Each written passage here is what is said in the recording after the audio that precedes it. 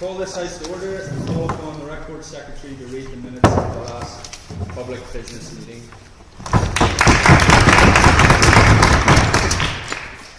Thank you. Now, I actually think that this debate on terrorism is really long overdue.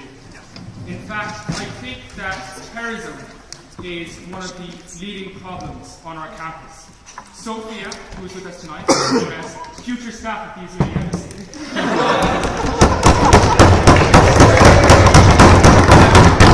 slowly and insidiously be infiltrating our ranks. Even Ronan has gone over to their side tonight. Former auditor of the HIST. Same. Same actually, since I'm on that note, could go for you, Liam. Like crossing over to the field, going getting the free food. What's going on? But since you're in Sinn Féin, we all know you're a terrorist, so is he Tom here? I'm so sorry. Please don't hurt my family. Please! Don't get your gun. Right. So is there, by the way, so the Super Bowl happened. So is there any football fans here besides Bickerstaff? Anyone? Show of hands. No? Okay, yeah. So basically what happened is this team called the Patriots in Boston. Shame! They had been looking forward all year long to finally winning the Super Bowl. They were leading and winning all the games, had the best players, had the best coach. They were determined that they were going to win.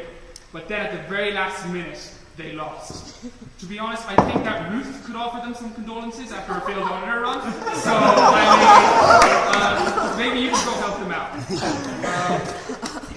While I'm on that point of people running for elections, Jake, I can see why you're on that side of the bench tonight, considering you're doing French studies, and the French always loves to run to negotiations as soon as things got bad. So it makes a lot of sense. Mr. Bickerstaff, Mr. Alec Bickerstaff, who is the only American football fan here tonight, has a gold-plated resume of working with different GOP candidates, Rubio, you name him, he's done it. So I do get why, again, he's on this side of the bench tonight, he has a lot of experience with terrorists, so being around them and working for them. So, I can see the logic in it. What's my next point? Who was it going to make fun of next? Oh yeah. So next, Eunice. I didn't put you in my minutes because I knew you'd want to opt out if you hadn't had to. So I didn't want to do that. Is that what you're telling me? Indeed, yeah. Sorry about that. But on that point, getting back to terrorism, one of the big problems within the world right now, particularly within the West, is that terrorist attacks are changing in their nature. So attack no longer are they going for these grand schemes. Instead, people are just using knives in terrorist attacks. I think that Chloe could offer us a lot of advice on this, being from Limerick. Shame. Now, being from Tuam, I can't really speak. So I guess we're on the same playing field. Now, I think Sabrina, I actually don't know you that well, but I know we're both American. I'm half American on my mom's side. And we have the best negotiator in the world as our president right now. How you do tonight. And I'm really looking forward to your speech. And with that, I'd like to conclude the minutes.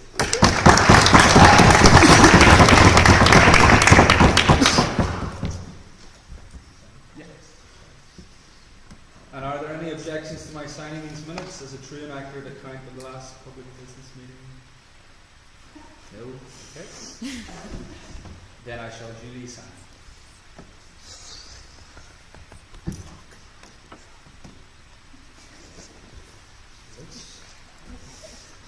I should now like to call upon the auditor to introduce the invited guests to the House. Before I do though, I would actually like to point out, I'm sure Ruth can take a lot of condolences from the race because of the fact that my entire committee voted for her. I'm not really sure if it should be a joke that she's the butt of, to be quite honest. But before we start, just to introduce the chair for tonight, Dr. Brendan Brown. Dr. Brown holds LLB and LLM in law and law and human rights from Queen's University Belfast. His PhD was a comparative analysis of commemorative events in Ireland and Palestine and was completed through the School of Sociology at Queen's in 2012. His research is heavily focused on both Northern Ireland and Palestine, where he spends his time traveling regularly to conduct fieldwork with children and young people growing up in the West Bank. Dr. Brown is also the course coordinator of conflict resolution and reconciliation studies here in Trinity.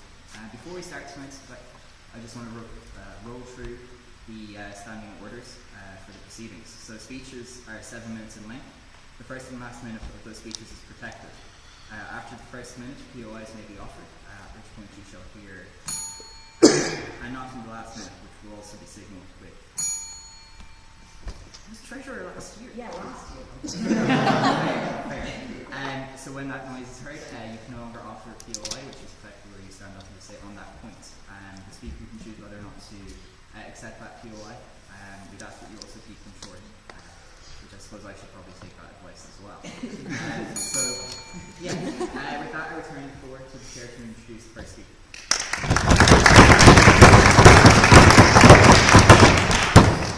Okay. The question before the House this evening is, this House would negotiate with terrorists. I should now like to call upon Liam Smith to propose a motion to the House.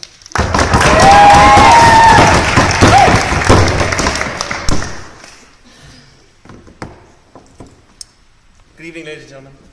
I'm here today in my fourth debate in this chamber. There's a similar theme running through all of them.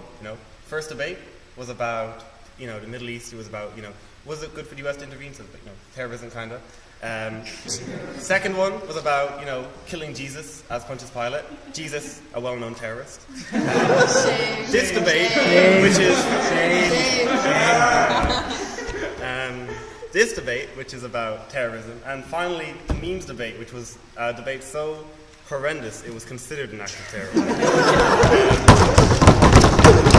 Just anyone doing the RNL debate this year, please try and pick a better motion than that one.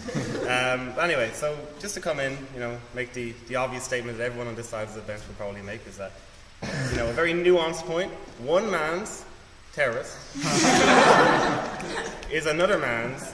Oh, he's getting ready. He's another man's hero, and that's basically, I've taken all of their stuff, and now I'm going into two broad points in this speech. So it's basically, what is a government's main aim in countering terrorism? The first one, I would say, is kind of, intuitive. It's to stop terrorism. The second one is to, minimize the damage caused by it. So looking first at the whole stopping terrorism thing. So as you all know from the 3 posts I did at the exact same time this week, I'm organising the Grattan's historical debating competition. So I thought I'd come in with Micheál Ganley, by the way, my co-CA as of tonight. I thought I'd look at some history. So let's look at our side of the house in history and why negotiating generally brings about better results. So if you look at true history, which terrorist thing were resolved through negotiation? We have, Northern Ireland, you might have heard of that one, just a lot of stuff there. Negotiation brought it to an end. Now we have a peaceful power sharing agreement up there. These look at things like, the FLAC in Colombia, groups that were fighting for years against the government, were finally, or FARC, finally brought to an end through negotiation. We have stuff like the Basque region, which the violence in that area came to an end after negotiation. And so you see that this is a result, that negotiation is a way that can actually bring an end to these conflicts. Now we look at the other side of the bench. There are I'm sure just as many historical examples that we'll hear. So for example, there was Vietnam War, where the Americans successfully wait, no, that didn't no, sorry. But we do have the whole when the British brought in the Black and Tans to stop all the IRA and not put an end to the independent Ireland, not that one either. Maybe the modern war on terror, that's done a pretty good job. No, not really. It's just, people seem to have a very bad time putting down these insurrections. And when I think about it, historically, I can only think of 2 real examples where people actually did put an end to these kind of things. So the first example is, we have the Romans. They were quite good at, one day, put everyone up on crosses and killed everyone that could possibly rebel against them. They managed to put an end to it. The other example is the Mongols. By killing everyone in the city, there was no one left to rebel. And this is kind of the bad part about this not negotiating with terrorists, because if you ever want to bring an end to this kind of stuff, you have to do these terrible things. I mean, the most famous example of someone not willing to negotiate with terrorists and, trying to just, destroy them altogether, it involved them building a Death Star. And that was just, it just didn't work out. Turned everyone against them. It was just really expensive, really not, and the reason, why is it the only option you have is to kill all of these people? Because there's kind of like for every like attack. Yes, Do Mr. you Rob. maintain an Alderaan shot first? I just think that maybe killing everyone on the planet was probably not the best move, because then when they blow up the Death Star, it's like, oh, well, it's justified, but it's if you want to actually One more. no, thank you, I'll take you later. But see, the issue with why it's important you have to kill everyone, do all this stuff, because when you don't do that, when like drone strikes and like actions against insurgents and what happens, what you do is when you do two things when you attack people. Firstly, you turn these people into martyrs, someone that cause can then point to, and they become sort of a recruitment beacon. Like for example, note that most of the violence in Northern Ireland increased the more the security forces cracked down on people, the more people that became seen as kind of martyrs struck down by these, because people see them and they become radicalized towards that cause. But secondly, many people have family members, friends, who also become more sympathetic to the cause that their friend died for. So when there's this kind of self-restoring aspect of terrorism, or where people who see their friends and family or people that they associate with struck down fighting for what they believe in, they then are more likely to want to take part in that, which is why the only cases where we actually have terrorism being completely destroyed is when everyone involved is killed. And so unless you're willing to go that far, which I don't think anyone on this side of the bench will want to go, you must negotiate. Yes, Michal. Do you consider the irregulars during the Civil War as terrorists? Because De Valera lived through the Civil War and became Taoiseach afterwards. I mean, I don't know, anyone can be a terrorist. That's another point if I get time to it. The second thing is minimizing debt. So, like, there's a sunk cost that this side has to look at when they say they're not going to negotiate with terrorists. Every time you say, I will not negotiate with terrorists, I will not, under any circumstances, speak to them, you have to acknowledge that for every terrorist attack that happens, you have to say that is an attack you might have been able to prevent through negotiation. That is an attack that, had you spoken to the right people or made some kind of deal with sections of that group, that attack might not have happened. Because for every time, every attack that happens, and you've up until this point not been willing to negotiate in any way, those are people that you might have otherwise been able to pull away from it. Because another thing that you should know when you're dealing with terrorist groups is that they are not a monolith. There are always sections of terrorist groups that do want peace, because hardly, like, their main aim is to achieve some kind of goals, and even if the goals that they seek to achieve aren't, won't fully agree to, if you can come to some kind of compromise, some kind of agreement, some of these people, even if you just make an agreement with them that only 1/4 of that group decides, okay, this is something that I'm willing to work with, and I will stop being a terrorist and come back into legitimate means, right? That's 1/4 less people who are carrying out terrible acts, 1/4 less amount of people who are likely to commit these attacks. So, if we accept that a government's main responsibility is to minimize the risk and harm that's done to its general populace and general people, that you have to take every means you can into somehow reducing the likelihood of these attacks, even if it just means pulling away some of those people. Because for every attack that happens and you haven't been negotiating with terrorists, you have to constantly be thinking, that is something I could have prevented, and that is something that will continue to happen until we open up some kind of negotiations. Because we feel that if the refusal to negotiate is a reckless policy, we cannot continue to stand over. I am proud to stand on this side of the House. Thank you.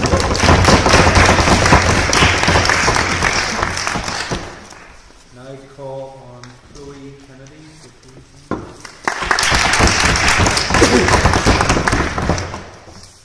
Mr. Chair, ladies and gentlemen of the College Historical Society, I think it is fair to say I was truly shocked and horrified when I saw today's motion. I could not and cannot believe that this House is attempting to condone giving into and facilitating the vilest and most horrendous people that have ever walked this earth. The argument against negotiating with terrorists can really be summed up quite simply. Democracies must never give in to violence, and terrorists must never be rewarded for using violence. In my speech, I'm going to cover 3 main points: why terrorists are irrational criminals that cannot be reasoned with, how negotiating with them can do more harm than good, and why hunting them down is a much better solution. So first of all, even if we negotiate with terrorists, I think we can all agree that they cannot be trusted to fulfil their side of any deal that might be agreed upon. They are criminals. The tactics utilised by terrorist organisations are often very similar to those used, for example, by drug cartels. Murder, extortion, kidnapping, drug trafficking, and the innumerable other perversions committed by terrorists have already been codified by law as criminal acts. And touting some supposed grievance as the reason for these crimes in no way excuses them, and I think we can all agree on that. When we negotiate with terrorists, we treat them like political parties, even though terrorist organisations do not represent the groups they claim to represent. And saying one man's terrorist is another man's freedom fighter or hero, as Liam put it, is extremely insulting. For example, ETA, the militant-backed separatist movement, was formed with the goal of winning independence from Spain. The only problem was violent resistance in general, and the ETA in particular, was never popular among the Basque population. Similarly, groups like Al-Qaeda and ISIS claim to speak for all of Islam, but polling from Muslim-majority countries revealed that these groups could not be less popular. And even closer to home, the IRA, of course, did not represent the people of this country when they murdered innocent civilians. Negotiating with these groups assigns them legitimacy that they do not have, and does a disservice to the populations these groups pretend to represent by associating them with causes they do not in fact believe in. Time and time again, terrorists prove themselves to be irrational. Today's terrorists are not interested in peace. Now, Liam mentioned that he mentioned the IRA, but the difference between negotiating with the IRA 20-odd years ago and negotiating with terrorists now is terrorism has completely changed. The IRA was not trying to conquer the whole of the British Isles for Catholicism or implement any Catholic law that everyone must obey. The chief British negotiator in Northern Ireland at the time of the Good Friday Agreement noted that when we sat down with Republicans, we found there was a series of legitimate subjects they wanted to discuss, from power sharing between Catholics and Protestants to the protection of human rights. Today's terrorists, namely ISIS, are not interested in human rights. They have been quite clear in their aim to dominate the world. They want a world in which they rule, in which they enforce their twisted ideologies upon us. To them, there is no middle ground. No amount of negotiation is ever going to convince them to stop. The world cannot accept anything less than this group's full defeat. Those who use peaceful means, on the other hand, to achieve their goals should be respected and listened to. But those who murder and terrorise innocent civilians in order to be heard must be treated not as a political group, but as criminals. No. Okay. So, on to how negotiation with terrorists can also do more harm than good. When in a negotiation a deal, all strive for a win-win outcome. At first glance, it appears that the US getting a US soldier in return for 5 terrorists is a win-win outcome. However, looking forward, the win-win outcome becomes less clear, because now the terrorists know that they can get 5 of their own back for only 1 soldier. Lose-lose situation for the troops overseas, who will now be targets of kidnappings. Moreover, negotiating with terrorists quite obviously encourages terrorist activities. It motivates terrorists to capture hostages in the hope of getting what they want.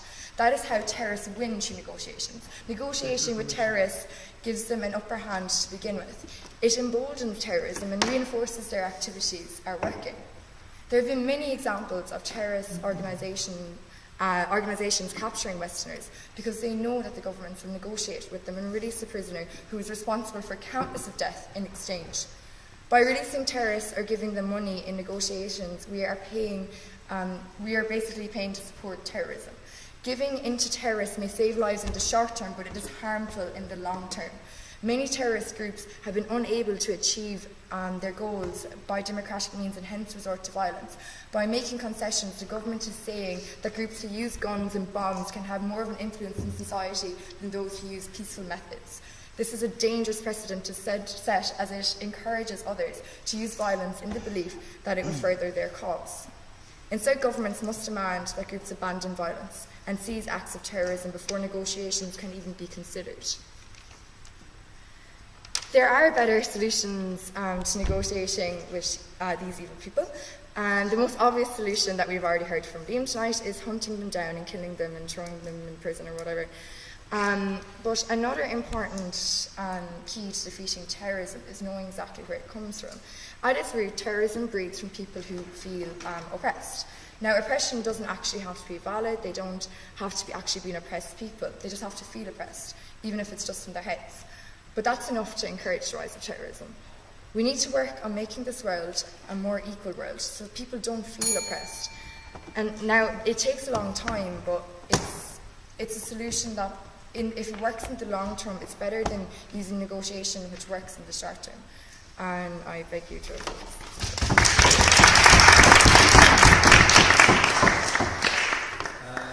Next up, Sabrina Downey.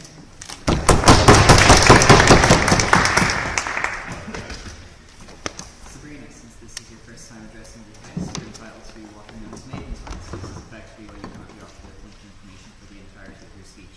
If you would ever choose to waive those rights, you will be greeted with a thunderous round of applause. I'll waive those rights.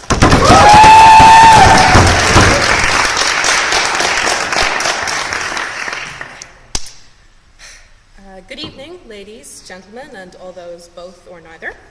I am here to propose the motion that this House would negotiate with terrorists.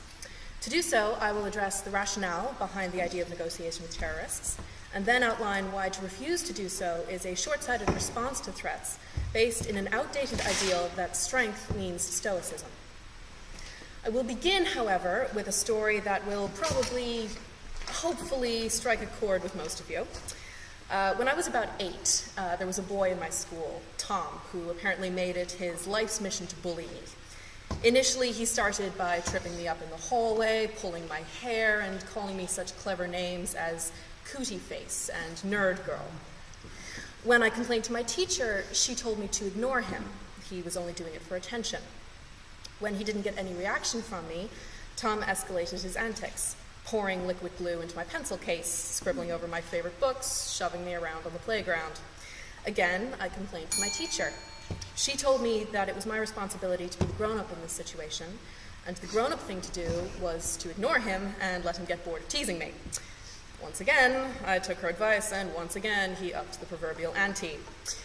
After 3 straight weeks of being hit in the head with basketballs during gym class, pushed off the playground slide onto the ground, and having my shoes stolen and thrown in the trash, we finally hit the last straw.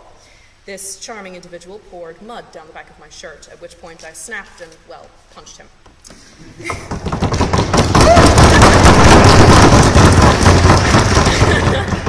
My point with this story is not that 9-year-old boys are capable of particularly creative forms of torture, nor that the whole ignore him advice is outdated and completely unhelpful in these situations. My point is that when I refused to give him the reaction that he wanted, namely attention, Tom didn't grow up, back off, or get bored, as my teacher assured me he would. Instead, he simply put more and more effort into tormenting me until he reached the final conclusion of him with a bloody nose and me suspended for a week. The policy of refusing to negotiate with terrorists, Point of order. no, especially prolific as it is during hostage crises, is intended to negate the incentive for taking hostages in the first place, as long as it is universally applied to any and all hostage situations. This policy, though well-intended, is problematic on 2 points. Firstly, from an international policy standpoint, there is the issue that while some Western countries, including the United States, Canada, Israel, and Great Britain, generally tend not to enforce a policy of negotiation, other countries such as France, Germany, Italy, and Switzerland are more generally open to the possibility of negotiation in times of crisis. Frequently, the question of whether or not to negotiate is decided not by precedent in each of these countries, but instead by the question of whatever political party is in power at the time of crisis. This disparity has a fragmentary effect upon the widespread influence of this policy. As a standpoint of international policymaking when dealing with terrorist attacks, how effective can a policy of refusing to negotiate be if the majority of Western democratic nations cannot agree upon enforcing it?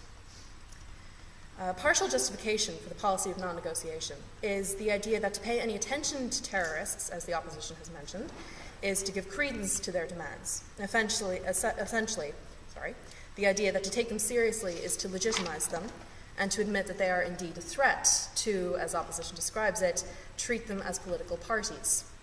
This classic approach of refusing to negotiate is, in effect, ignoring the threats presented, thereby communicating that such threats are not considered to be serious. We still buy into the idea that to be considered strong is to ignore any threat that we might perceive as being insignificant. Refusal to respond, however, is dangerous because it does not automatically mean that the terrorist in question gives up completely on garnering a reaction. It does mean that they are frequently incentivized to try harder, to go to increasingly drastic measures to earn a response. To address the opposition's arguments that giving in to terrorists is completely overridden by negotiating with them, this completely undermines the whole process of negotiation. The point of negotiation is to attempt to reach a common ground, or a point where you can reach an agreement with someone with whom you do not agree. To say that negotiation means giving in to terrorists, that's surrender. That's not negotiation. The two are entirely different. And you cannot simplify the process of negotiation as a point of surrender. Furthermore, to characterize the whole process of negotiation as a reward for terrorist behavior is also to undermine the negotiation process. We must bear the opposition's point in mind that terrorists cannot be trusted, certainly, but that's not the point. Again, negotiation is the process of coming to common ground. It's not the goal of negotiation to completely dismiss.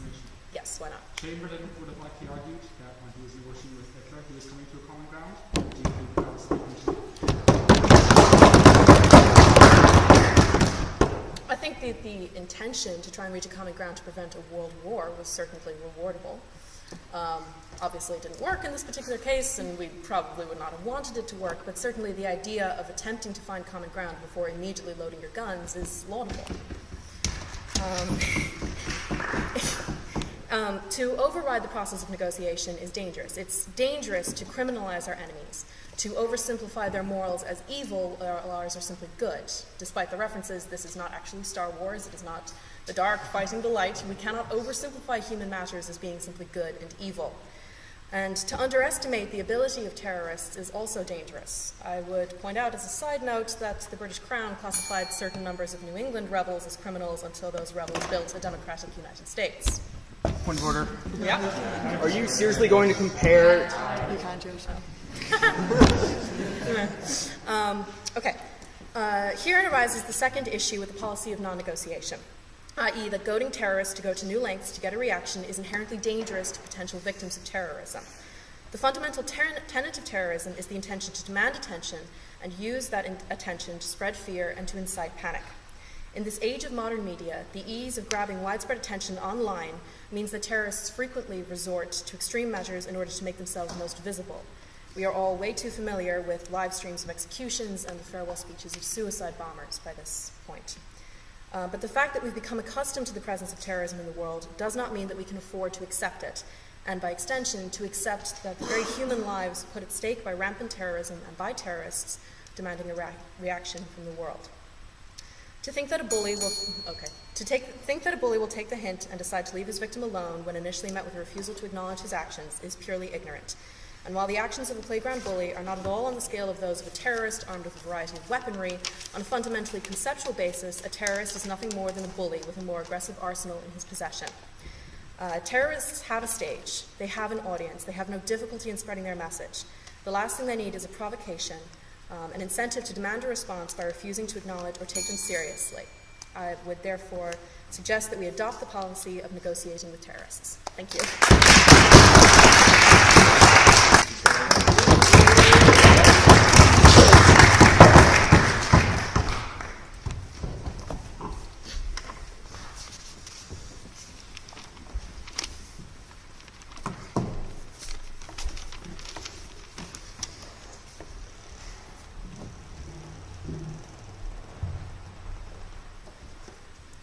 When I was in 5th class, our teacher asked us to stick our hand up and say what we wanted to be when we grew up. Now, I was quite a cocky 11-year-old. I'm still quite a cocky 23-year-old, but at the time I was quite a cocky 11-year-old, so I stuck my hand up straight away. I said, I want to be a scientist. And, we had some of the other usual responses, actor, singer, pilot, whatever.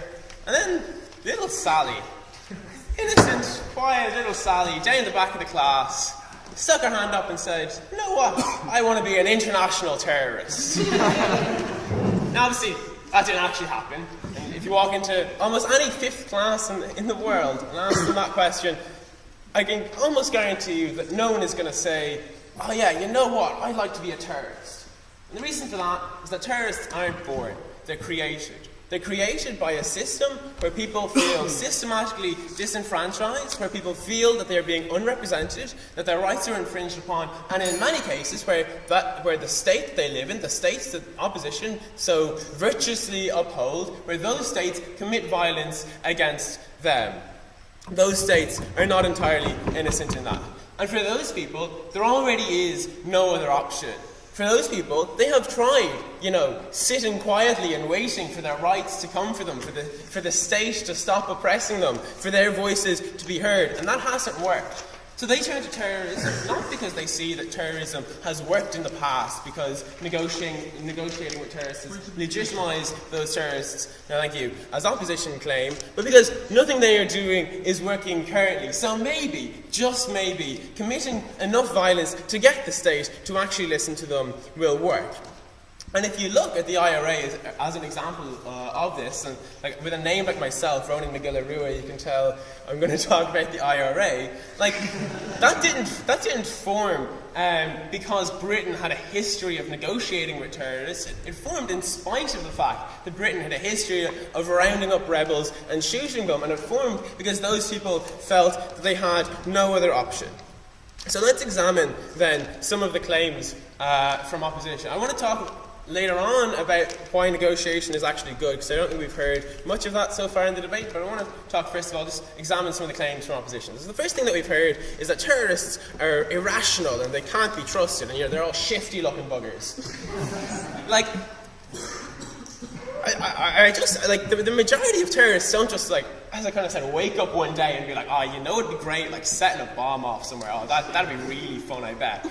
It comes about through years of oppression that people decide that is the only way, no thank you, that they can get what they want. And in many cases, they do want to get something. Sure, in some cases, where the goal is, say, for example, world domination, or the terrorist groups say there is no middle ground and they don't want to go into negotiations, presumably we're not going to negotiate with those terrorists. We're not going to drag them to the negotiating table. We're going to say, we're going to negotiate with the people who actually have some realisable aims, who actually do want to negotiate with us. And secondly, we're told as well that these terrorist groups often don't represent people, so they have no support or whatever. The IRA did have quite a lot of support from Catholics in Northern Ireland, the PLO and Hamas and stuff in Palestine have quite a lot of support as well. A lot of those terrorist groups do actually have support, and not negotiating with them, not allowing them to kind of enter into any of those sort of negotiations regarding peace agreements and all that kind of state building and stuff actually shuts those people out from the discussion. The next thing we're told from opposition is that this does more harm than good, essentially, because people see that guns and bombs have had influence and they'll do it in the future. I think I've already explained why that isn't actually the case, where this is already a last resort for quite a lot of people. So even if they see a history of negotiating,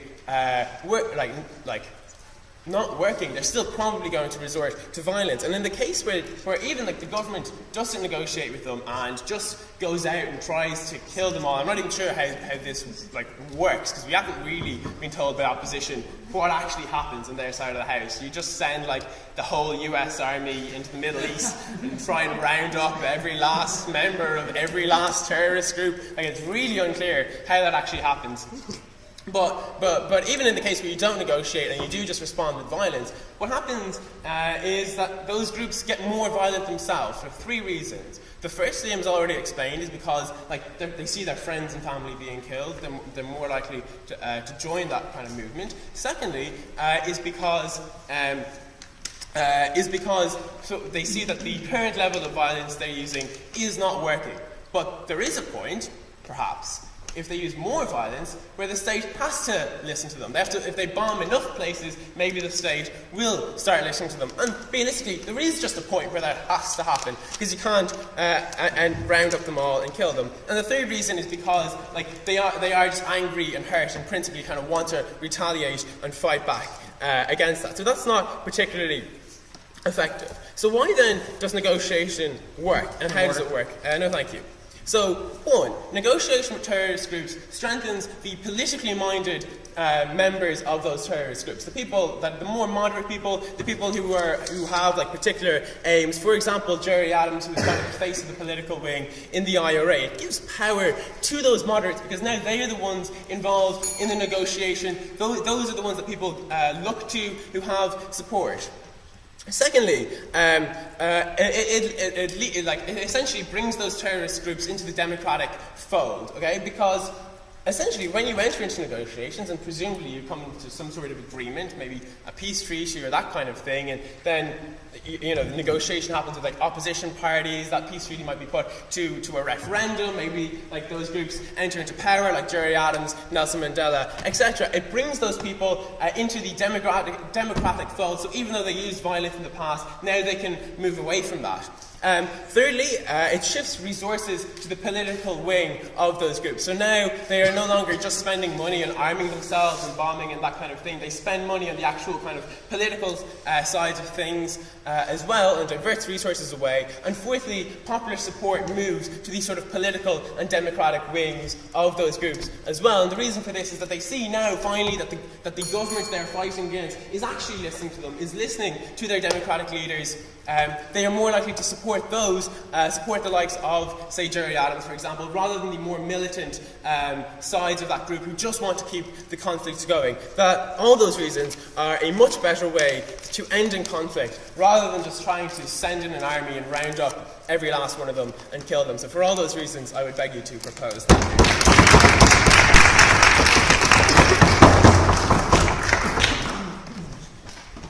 I call on Jake Trump.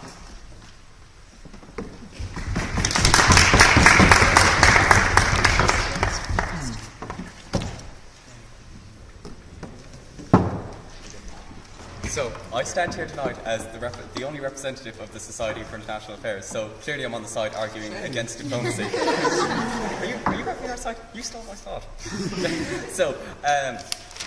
So, like Chloe, I too am shocked and horrified by what I've heard in this debate, mainly by the fact that Liam managed to get wrong the most cliched terrorist quote in the history of humanity. It's freedom fighters, Liam, not heroes. Unless that's heroes to me. Maybe that's what you call them in the Sinn Féin, who are totally a separate organisation.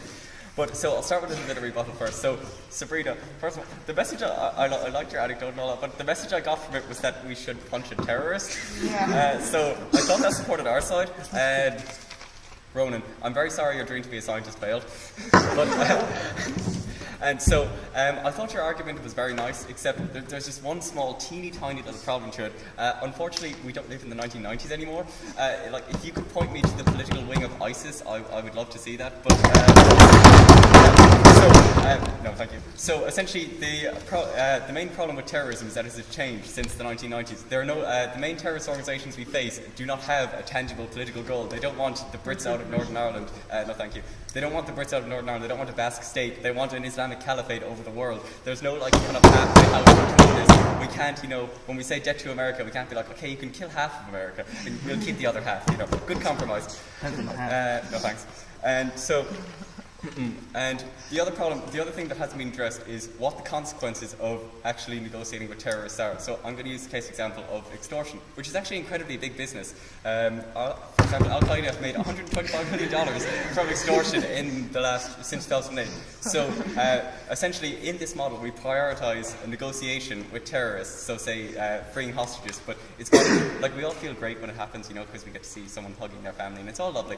But essentially, we're ignoring that there's a net loss because of this. So I'm going to give you some figures here. So first of all, because we negotiate with terrorists, the price of hostages has skyrocketed since the early 2000s. But now the average person goes for $2.5 million or $4 million in the Sahel. So I could say I could make a good price for you, Ronan. But so essentially, because we have been negotiating with terrorists, because we've been negotiating with terrorists, we've caused the price to go up. So we're essentially incentivizing people to kidnap more Westerners because they can make a profit off it. Even people who aren't particularly, they don't hate the West. It's good money, so you might as well do it. But so, sure, why not? Don't states carry out kidnappings as well? And I thought your side of the house is all okay with negotiating with states, like North Korea carries out kidnappings.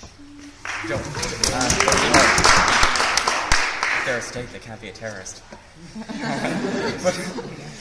So essentially, because of this, essentially we make things worse for everyone. Both because the money that goes to these terrorist organizations is used to kill more people. Like, what do you think happens? Like $2.5 billion. What do you think happens? We say one Westerner, ISIS use it. They use it to buy guns or bombs, which they then use to shoot some people in a village in Iraq. But we don't see that on TV, so then we don't care. Alternative option is military action. That's super effective and works as a alternative to negotiation. Why can't we do things like exchange for hostages and then later on go in and kill them? Well, see, exchanging hostages, you're exchanging a person first is probably going to be a military commander who's then going to kill, like, you're still having a net loss. So, say, you exchange it for a military commander, he goes and kills people, then we kill him later. Like, he's going to have killed a lot of people in the meantime. No. You had try. But yeah, and on was it Sabrina's point about there being no uniform response from the West? I would see that as a case for saying that none of the West should negotiate with terrorists, as opposed to all of them should. Because if none of us negotiated with terrorists, the price would go down. So, and on the point Liam made about the Civil War, I thought that was a good example of why not negotiating with terrorists works, because the Civil War was actually a really good example of if you hit people with really extreme force, they'll, cave and collapse. No, not going. Of course, I'd end up defending the blue shirts in this debate, but anyway. What else? Cash. So, and the other main problem is that, as Chloe said, you can't really trust terrorists. And was it Sabrina Liam? You said they're like a multiplicity of groups. So if you don't see any one, you essentially solve the problem of the other. So no. It's like I'll probably take one more, but not for a while. So essentially, by negotiating with one party, it doesn't mean you're going to stop all of them. There's always going to be, as Liam said, he used a fourth. For some reason, it's supposed to be a quarter. But so essentially, you've stopped a quarter. You still have 3/4 of like a terrorist organization left. So like that's still a lot of casualties. No thanks. And the most important point that I have to address is that the main problem with these organizations is they don't want to negotiate. So you can negotiate with someone who doesn't want to negotiate. Okay, well, surely we won't negotiate with groups that don't want to negotiate with us. We will negotiate with like for example, Hamas or Hezbollah. But that cuts out most of the terrorist organizations who are currently posing a problem for us. So, like, it's not a very good strategy. And even Israel, even Hamas, a lot of people argue as to how much Hamas actually wants to negotiate. Covered that. Yeah, that's pretty much it. So, yeah, oppose. Don't negotiate with terrorists.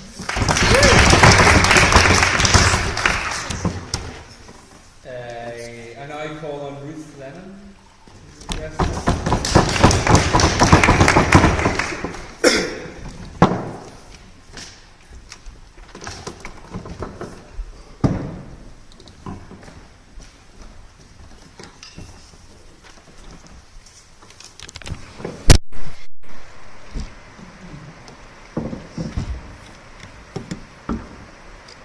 So I just want to start my speech by responding to something Michal said in a POI, which actually has nothing to do with the debate, but I really rarely get to correct him on historical stuff. So Eamon de Valera, while to some extent endorsing the irregulars, was not in any way the leader in control over them because they were the military faction of the IRA. So literally nothing to do with the debate, but I wanted to do it. Initially Chloe tells us that terrorists are untrustworthy and that the benefits of a negotiated deal is that both sides agree that the outcome with the deal is superior to the outcome without the deal. That's why people are, that's why this is a system that might work. And you seem to accept a negotiation with the IRA because they had political aims, but I ask you how that wasn't rewarding violence, which you said you were, completely against. Additionally, troops overseas are, already targets. Like this is going to increase them being targeted for kidnaps, but they're overseas in a war, so they're already targets, mostly of murder. And democratic means is not exactly an option for everyone, is it, if you don't live in a country with a functioning democracy? I don't think you can have it both ways. It can't be an easy option to hunt down and kill all the terrorists, and that's the solution, but also impossible to deal with the increased likelihood of kidnapping. So, you tell us that state negotiations, first of all, are designed to make sure that no one feels slighted and everyone gets what they want, which, no, it's not, no. And if negotiation doesn't work in every single scenario ever, then it's pointless to do it at any point, which I just don't agree with in any way. Sometimes that thing is the best option and sometimes it isn't. And I'll also point out that in terms of appeasement, that was a negotiation that didn't work because Germany, a state, we couldn't trust in negotiating. Which is terrorists who were untrustworthy, and apparently all the exact same. Well, I don't understand why the life of a captured hostage is worth less to you than the life of a civilian killed in a terror attack, because you seem damn willing to sacrifice the former. Okay. Every government in the world proudly announces that it does not negotiate with terrorists, and yet virtually every government in the world does. That is because it is often the best option for achieving the superior outcome, be that a morally superior outcome or a strategically superior one. There is this bizarre moral stance that suggests that to negotiate, to seek compromise with an individual or group with which you disagree, which is incidentally the only form of compromise that exists, is to somehow betray your own beliefs. I don't understand this, and it's a popular view of late, at least in another context. I've read arguments lately that to debate itself is to suggest that the other side from which you stand may have a point, that you are capable of being convinced to switch your perspective and position. And the same argument is applied to negotiation by the opposition. They argue that to negotiate with terrorists is in and of itself to give ground. Ladies and gentlemen, as in debate, the point of negotiation is to win. Negotiation is not a concession, it is a tactic. Terrorists are human beings. Now, I don't say this to garner sympathy for the people who do unforgivable things, but rather to impress upon you that terrorists have all the same emotions, all the same desires, all the same weaknesses which every other person has. They are selfish, as are we all, and they act in the ways which they do because they have rationally determined that it is personally their best course of action. Yes, ideology can play a role in those determinations, but no one is so taken in by their political beliefs that they are untouchable, incapable of being exploited through any other aspect of their humanity. And you can argue that suicide bombers are too far gone to reach, committed to relinquishing even their lives in the service of their cause. Generally speaking, of course, negotiations don't happen with suicide bombers. They happen with the people who send them. They happen with the leaders, the people in charge, and they are, by definition, capable of leadership and planning and expectations for the future, and that is what makes it possible to negotiate with them, because they are rational. And the key to successful negotiations is often to change the terrorist terms of trade from their demands to their fate personally. Negotiation is a means to provide people an out from these groups, to facilitate defections. And on to the argument that it's wrong to give such people anything they want under any terms ever. I understand that impulse, and I understand your anger, but you are allowing your emotions to cloud your better judgment and the better implementation of your own morality. Because negotiation itself cannot bring you an outcome that you do not judge to be superior to its alternative. The benefit of negotiations that you take part in willingly is that you can walk away at any point if you decide that the best offer of those across the table is unacceptable to you. The only deal you have to take is the one that's preferable to the alternative. Which naturally begs the question, what is the alternative? And the answer is violence, murder, punching terrorists in the face. Which, if they were here, fair enough, but they're not exactly standing in front of you pushing you over on the playground. There is no such thing as the war on terror, because you can't fight a concept. You can fight individuals and groups, and when you do, when you hunt down the people responsible for heinous acts and you kill them, it is not a war taking place between states, it is murder. It is not justice, at least not in the terms we typically define it. There is no judge, no jury, no burden of proof, so there is no justice.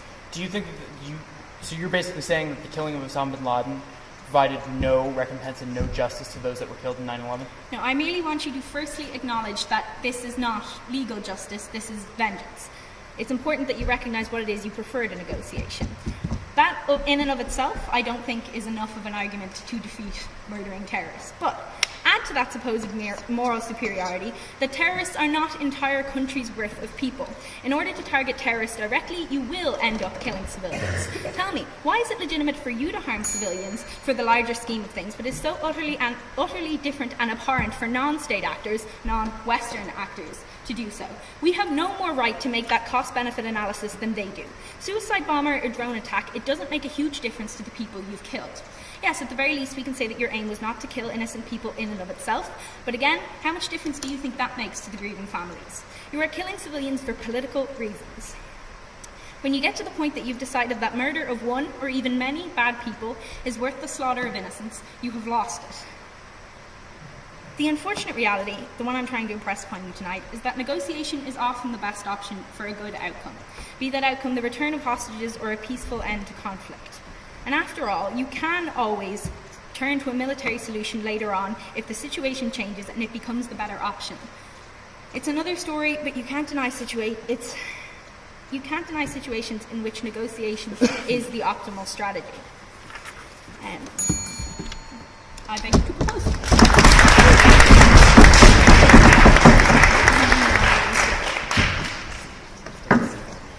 Finally, called Ms. Collins.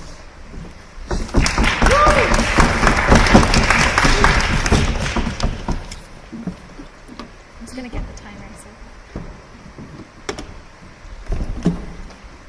Well, I'd like to start by saying thank you, Ruth, for admitting that I have a point. That was a nice little concession. But other than that, everything that the proposition has said has been a lie. Most shockingly was when Ronan said that as a child he wanted to be a scientist, when we all know that he has wanted to be auditor since before he could speak. And perhaps the second biggest lie is this idea that there are somehow moderate terrorists, the reasonable terrorists, that we're going to sit down and, have great chats over tea and it'll be totally reasonable and they'll ask for things that are reasonable and negotiations will be perfect. But that's like looking for the good My Little Pony fan fiction. It does not exist. I'm sorry. As we know that terrorist groups are generally hierarchical. Encouraging them into negotiation doesn't suddenly make them democratic and reasonable and people who you can trust to hold their promises. Yes. If there was a reasonable terrorist, would you negotiate with him? Because if not, you have to stand over that under any circumstances you would not negotiate with him. A terrorist is a person who thinks that violence to get means that that are so extreme that can't be gotten by peaceful measures is okay. And that in themselves defines them as someone who isn't reasonable. Yes. Is it unreasonable then that citizens of North Korea their freedom to buy meat? I would argue that in that case, the state is the terrorist. And so not negotiating with the state is a legitimate thing for them to do. In a similar way, was Nelson Mandela at the time when Nelson Mandela was committing crimes and violence, it would not have been right to negotiate with him. When he gave up violence and turned to peaceful means, then you can consider negotiation. Right. So this idea of rounding up all the bad guys does actually work. We've seen that when the US invaded Afghanistan, this led to no more invasions of the US. We have not had another 9/11 attack since that time. And I think that is partially due, that is partially due to this strong stance that no state will negotiate with terrorists. Yes.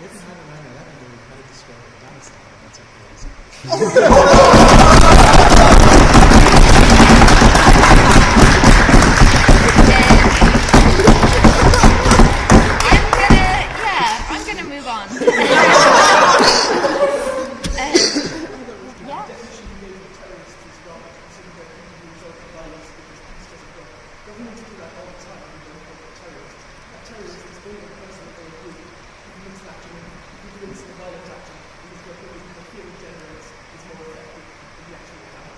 I would disagree with that definition of terrorism. I think states can be terrorists.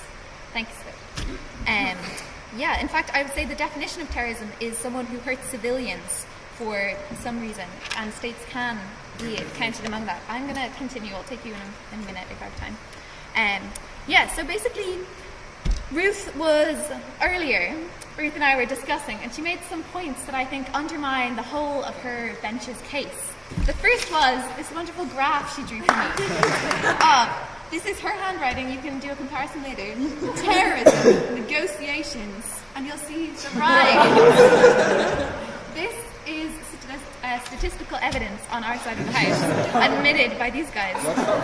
Twitter. From Ruth's Twitter, and I quote, direct quote, "Terrorism is bad. Murder is only good when I do it." I don't have a Twitter. She deleted it very few minutes ago. But yeah, this whole like Sophia Bench, Society for International Affairs, it just seems a bit unrealistic. So, okay. So basically, the idea that the state should have a monopoly on power is undermined when you negotiate with terrorists. If you allow people to use violence, it basically will lead to endless secessions of different states breaking off into smaller and smaller and smaller groups. Every time there's a disagreement, people immediately can resort to violence, which then prevents all the great benefits we get from working as a collective. We're better off together, and allowing certain people to use violence against the group to impose minority views and minority aims on the majority is fundamentally undemocratic. Earlier you said that people in North Korea were justified because they felt that the revolting, because they felt the state wasn't acting against it. Does that mean that Arabs in occupied Palestine are justified in acting out against the Israeli state because they also feel this? I think it kind of depends on the situation. And in North Korea, it is an undemocratic state that they have. So it has failed the people already. So if the people seek democracy, I think that's legitimate. So yeah, basically the money that you give when, say, there's a hostage situation, you may think you're saving one life, but by giving money to people who are then going to buy guns, buy weapons, buy bombs, and kill more people, is actually a really selfish thing to do. One sec. So you shouldn't be putting these individuals above the community aims. You don't know when the demands will ever end, if they will ever end. It's like being held hostage yourself. You are being blackmailed. You are literally in an abusive relationship, and you can't get out of it. And that is not a fair place to put your state. It's wrong when the Shah was overthrown by radical Islamic groups who summoned to institutions Islamic Republic. Was that justified since they were seeking democracy rather than a moderate? I don't know the details, so I can't answer you on that. But I think my principle stands. Yeah, we've seen that negotiating with terrorism doesn't work. As Michal mentioned in another POI, he's been doing both sides. The Chamberlain example is an excellent example of how, like, you can't always trust these politicians. People like Trump, like, to be honest, they're a bit incompetent. They have their own conflicts of interest. They want to stay in power. They want to look strong, or they want to, get people back at any cost to make themselves look successful. And this does not make for a good negotiating partner.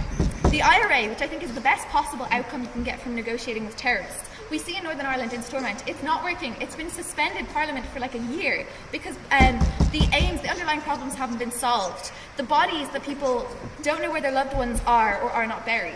Like, that is a massive problem in Northern Ireland that has not been solved by negotiating with terrorists. When we have people like Jerry Adams and Michal Martin still in politics, despite everything that they've done. Michal Martin, he ran for president, Martin McGuinness. Sorry. I can't read my own writing.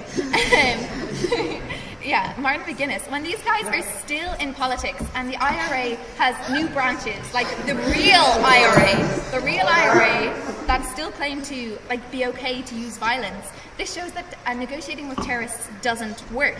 This is because terrorists profit from violence. When you have a protection racket, when you have gun runnings, when you have hostage situations, it is your incentive to keep within that violence. And even if negotiations are somehow successful in the first round, those terrorists are free to go. That is something they will negotiate for, and then they will be free to do it again. For these reasons, I beg you to oppose.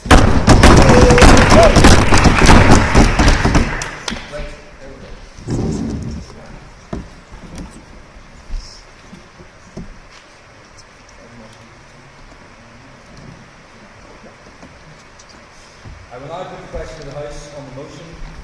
This House will negotiate with terrorists. All those in favour? Aye. All those against? Nay.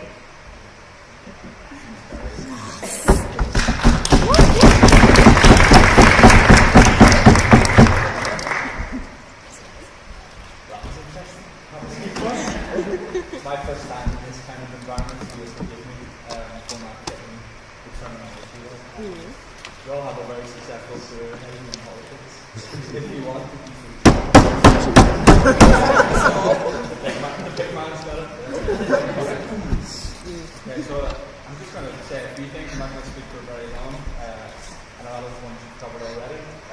And as the highly regarded BBC reporter Peter Taylor has noted, the popular perception of terrorists is often variance. In the context of such a emotive and polarising debate, which we all do so well, definitional clarity becomes ever more important. As Ruth eloquently noted, image of the demonic, psychopathic and irrational terrorist is in stark contrast to the presentation of a utopian state, the protector and guardian of all its citizens equally. This juxtaposition is unsympathetic to the argument that the erstwhile terrorist is in many ways completely embedded in the product of a society that has helped create this caricature. As Roman eloquently noted, in many of the more high-profile Western conflicts in recent times, the old, albeit cliché, adage, I'll accept that, of one man's terrorist is another man's freedom fighter, even though you got it wrong, rings particularly true, especially when the complexities of conflicts are more pronounced than they appear in the should. Those who took up arms for the IRA during the conflict in and around Northern Ireland, including family members, would strongly reject any suggestion that they were in any way part of a terrorist organisation, which you've all pointed out. So through the vast separatists in ETA and those who continue to legitimately struggle for the liberation of historical Palestine. In recent times, defining terrorism has become even more complex. Beyond simply being agents who make use of violence to achieve political ends, the definitions offered have extended this to involve premeditated political violence against non-combatants. The case of designation of terrorists in America presents yet another interesting insight, in so much as the label is more readily applied to Islamic jihadists who targeted civilians in the Twin Towers. As Alex noted, yet is less frequently heard in everyday parlance when describing the actions of Timothy McVeigh in Oklahoma. The state abhors the actions of terrorists, not simply because their acts are rightly considered abhorrent, but because they seek to undermine the legitimacy of the state in their efforts at targeting those whom the state is duty bound to protect, civilians. But there is reluctance amongst some to apply the same impactful label of terrorists on the state itself. The designation of terrorist status on groups or individuals is the state's effort to demonize and ostracize those who fail to subscribe to the hegemonic view of what it means to be one of their citizens. The labelling undermines and in fact completely shatters any moral or political legitimacy put in question towards a man. In so doing, the state reinforces its own legitimacy at the top of a moral mountain. More importantly, it allows for the state to respond in kind to the threat of such groups pose. Taking the case of Hamas, the governing body of the much maligned Gaza Strip as an example, a democratically elected Palestinian political organisation, but considered by both the European Union and the United States to be a terrorist organisation. Israel, on the other hand, lauded uncritically by many as the only true democracy in the Middle East. If we crudely compare the actions of both Hamas and Israel in more recent times, it only takes a cursory glance at fatalities to reveal the hugely disproportionate amount of civilian deaths caused by the so-called legitimate state of Israel when compared to the terrorist group Hamas. As Alexander May has noted, the argument against negotiation is simple. It rewards behaviour, undermines the legitimacy of non-violent political actors, and nullifies efforts to police terrorism. An alternative like combat is preferred by governments because it requires no concessions, grants no legitimacy, and is consistent with the norm of punishing illegal violence. As noted before, rather than seeking to negotiate with those considered terrorists, states more often than not respond in kind, whether this be through direct engagement or by funding counterinsurgency groups from afar. The ramifications, as is noted in the ongoing tragedy that is Syria, is the catastrophic loss of innocent civilian life. The case of reaching peace in Northern Ireland is an interesting one.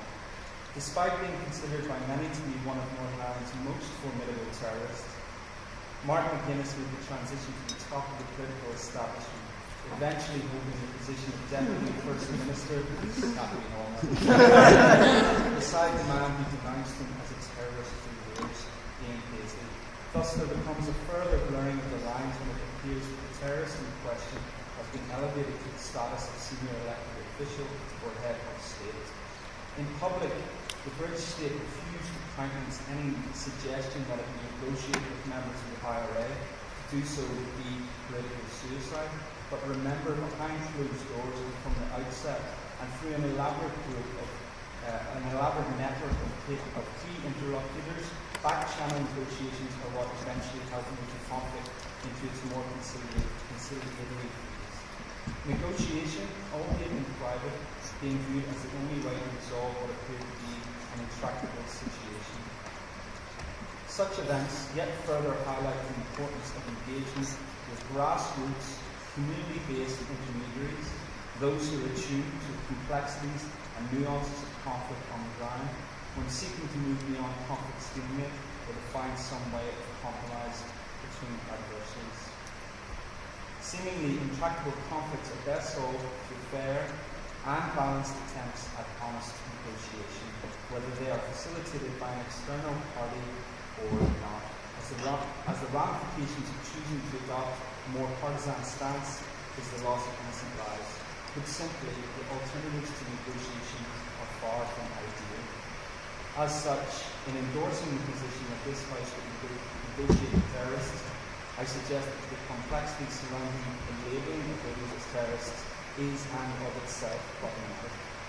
In an increasingly warring and uncertain world, honest negotiation between adversaries without preconditions, whether they be labelled as terrorists or not, ought to be considered the most appropriate way to resolve disputes rather than resorting to violence.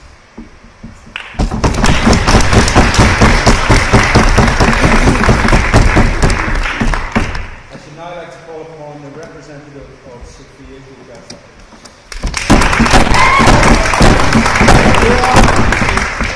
I'd just like to point out that as this is my first time addressing the chamber, I'm going to waive my maiden's right. Point of order, Mr. Speaker. Thank you to the HIS for letting us collaborate. We're Sophia, or the Society for International Affairs, and for us this is a particularly relevant motion because we are all about negotiation, diplomacy and international relations. So some of the events that we're running over the next few months, our main thing is that we host ambassadors to the college. So as many of you here know, we're hosting the Ambassadors Ball in 2 weeks, where we'll have over 20 ambassadors coming. For any of you who didn't manage to get a ticket, we'll be having the Austrian ambassador on the 5th of March, and in the next few weeks we'll be having the Russian ambassador at some point, hopefully. We also run Model UN, so with Hallstock we are running a model doll on Monday. So as the topic of the Anglo-Irish Treaty kept coming up today, that is actually the topic of the model doll. So if you've ever wanted to be Michael Collins or Amy De Valera, wanted your chance. No, please be Michael Collins. There's a lot of competition for Michael Collins. And then finally, we'll be running our own Model UN competition, Trinmon, on the 9th of March. So for all of you fans of negotiation on this side of the house, I hope to see you there. Thank you again for letting us collaborate on this debate, and well done to all of you.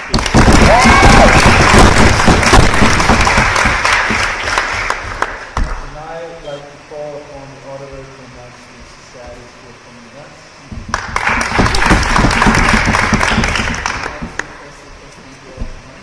I'd also like to thank our American listeners for their excellent and very divergent speeches. If you enjoyed this one tonight, I'd like you all to come to our debate next week, which is this House of Regrets rom-coms. So I invite you all to come to that. There will be excellent speeches there. I'd also know Liam has already mentioned our graduate competition is starting up soon, so if you're interested in getting involved with that, please go to him and ask him about the details. We'll also be preparing our ORNL debate, and that's the next year debate for freshers. get to sit at the table in the debate, community and everything like that. So people sit down and know about that. So finally, when you came in, you had on your seats oratory turns. If you open those up on the side, you'll see a list of speakers. We'll ask you all to fill those out and give us a paper. Oh yeah, we also have a Ken Crack coming to address the House this Friday at 2 o'clock. See what former Home Secretary, Transport Inspector, some senior practice, some sure those ministers. Give your oratory turns to Katie on the way out, and this goes for the section on the turning board. I call this house adjourned.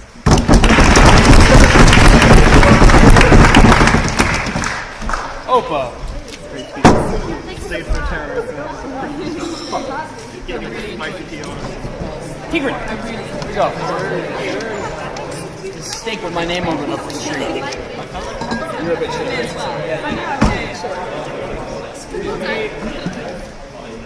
I did pass you. I saw about you. About me? What's it say? In response to what Verna said, and she did say. I was wondering where that came from. I was, Eunice, when you got up and had the note in hand, I was like, she's going, you're too crazy. I was like, 50-50 chance that Eunice doesn't just stand up and be like, who passed me this and that? I actually can't believe I wasn't betrayed. I was like, 100%. I can't believe I fucking betrayed. I was looking at it, I was like, Michal Martin. And then I tried to fix it by being like, I think it's wrong. By being like, it's a different Michal, and being like in my head, Michal, and there was no autofill because it's Martin McGuinness, not Michal. So I was like, no, nothing's coming to mind. I'm wrong. I'll leave it. And then you get up and you say it, and you're like, and I'm like, I fucked this.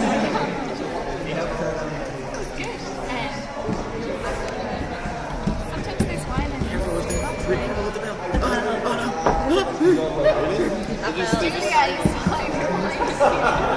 At this point, yeah, probably. I've never scientist, you say? Yeah, well, look.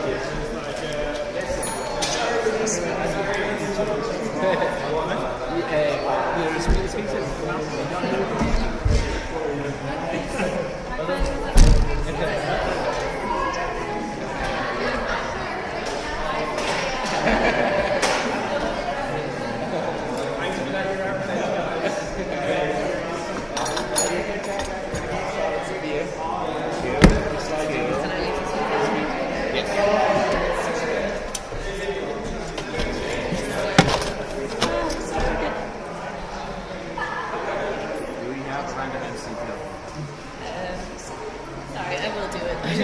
I shouldn't get ahead of myself. Why are you trying to fail? I was just like, okay, put it down. That's your problem. I'm done. I'm an officer now. I don't have to do this work. Well, yeah, this is my point. I think it's on the computer. Yeah, ahead of myself. Look, MCs don't show